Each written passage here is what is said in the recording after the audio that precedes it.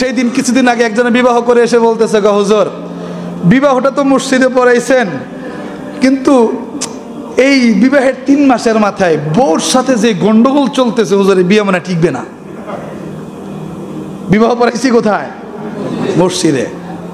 বলতেছে, গো হুজুর বিবাহ হাজার হাজার মুসল্লিদের সামনে খেজুর ছিটাইয়া সুন্নাত মোতাবেক বিবাহ পড়লাম, পড়াইলেন, তো এখন দেখতেছি হুজুর যা অবস্থা, এই বিবাহ টিকবে না। পরে আমি বললাম, তাই নাকি? কারণ আমার কথা হলো রসুলের সুন্নাত অনুযায়ী কিছু হবে আর সেটা টিকবে না, এটা হতে পারে না।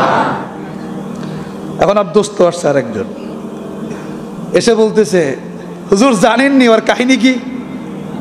আমি বললাম, কি হয়েছে? হুজুর বউ তো যায়। আমি ভাবলাম যে আমার সাথে কি তামাশা করবে নাকি। হুজুর এবার ওই ছেলে তার বন্ধু বলতেছে, হুজুর এখন থেকে যেই আসুক মসজিদে সুন্নাতের অনুযায়ী বিবাহ করাইতে, তারে বলবেন সুন্নাত অনুযায়ী এই যে বিবাহ হয়ে গেছে আর কোনো ড্যাক ডুক বাজবে না, এই শর্তে সুন্নাতি বিবাহ হবে, নচেত হবে না।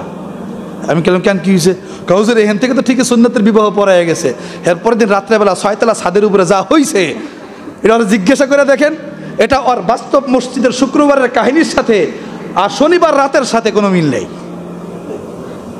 বুঝছেন? শনিবার রাতের সাথে কি নাই? মিল নাই। পরে কইলাম যে ভাই হইছে হলো আপনার জ্বর, খাওয়ান যদি ডায়াবেটিসের ওষুধ, তো বলেন জীবনে জ্বর ভালো হবে? তো ওই জ্বর যেমন ভালো হবে না, তা আপনি শান্তি খুঁজতেছেন, ছাদের উপরে গিয়ে পুরো অশান্তি সৃষ্টি করে দিচ্ছেন সমাজের ভিতরে, আর হাজারো মানুষের বদদোয়া কামাই করেছেন, আর চাচ্ছেন এই দুইজনের মধ্যে শান্তি থাকবে। তো বদদোয়া, অশান্তির বদদোয়া কামাই করে ঘরে কখনো শান্তি প্রতিষ্ঠা করা যায় না। এলো একটা। দ্বিতীয় নাম্বার, ভাই আরটা কি সমস্যা হয়েছিল বলেন তো আপনার স্বামী স্ত্রীর? হুজুর সমস্যা হলো আমি তো মহিলা মাদ্রাসার মেয়ে বিবাহ করেছি, কিন্তু হুজুর যা ভাবে মনে হয় সে মনে হয় মোবাইলে অন্য কারোর সাথে চ্যাট করে। আমি কই এইটা সন্দেহ আপনার? কাহা আচ্ছা তাহলে বউর কোনো সন্দেহ আছে নাকি? পরে বললো, কাহা বউরও তো সন্দেহ কি? কারণ আমি তো ওই রাত 1টা-2টা বাজে সবসময় বাসা ঢোকার অভ্যাস, কেন বন্ধুদের সাথে আড্ডা দেই, ফুর্তি করি, কিন্তু বউ তো এটা মানতে রাজি না। বউর কথা হলো রাত 10টা বাজে ঢুকতে হবে, আর আমার কথা হলো এই বন্ধু সার্কেল বাদ দিতে পারবো না, রাত 2টা বাজে ঢুকতে হবে। তো এখন বউর কথা হলো অবশ্যই তোমার ভিতরে গাবলা আছে। কি আছে?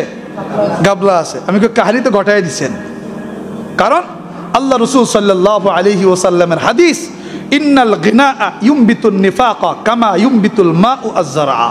আল্লাহ রসুল বলেন, পানি যেমন দিলে জমিন থেকে ফসল উদ্গত হয়, গান শুনলে আর গান বাজলে দিলের ভিতরে তেমন অবিশ্বাস পয়দা হয়।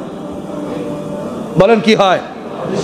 নেফাক মানে কি? অবিশ্বাস। বলেন কি পয়দা হয়? তাহলে তো ওই যে গান বাজায় এত কি করছেন, উদ্বোধনটা অবিশ্বাসের উপরই জন্ম দিছেন, যার ফলে এখন আপনিও বউকে বিশ্বাস করেন না, বউ আপনাকে বিশ্বাস করে না, আর সেই বিশ্বাসের লেশ কোথায়? শেষ, আপনার সংসার শেষ। দোস্ত আমার ভালো করে বুঝবেন, আল্লাহ রসুল সাল্লাল্লাহু আলাইহি ওয়াসাল্লামের হাদিস, ইন্নাল গিনা ইউমবিতুন নিফাক কামা ইউমবিতুল মাউ আয-যারআ। গান মানুষের দিলের ভিতরে অবিশ্বাস পয়দা করে, যেমন ভাবে পানি জমিন থেকে ঘাস উদ্গত করে। এটা কেমন কথা? কেমন কথা? আজ রাষ্ট্রীয়ভাবে গান বাজানো হয়, তাই নেতা কর্মীদেরকেও বিশ্বাস করতে পারে না, কর্মীও নেতাদেরকে বিশ্বাস করতে পারে না। কারণ কি? ওই যে গান, গানে কি করেছে, আজ রাষ্ট্রীয় পর্যায় থেকে নিয়ে শুরু করে ব্যক্তি জীবন পর্যায় পর্যন্ত আজ মানুষের ভিতরে অবিশ্বাস আর অবিশ্বাস, এটা ছাড়া আর কিছু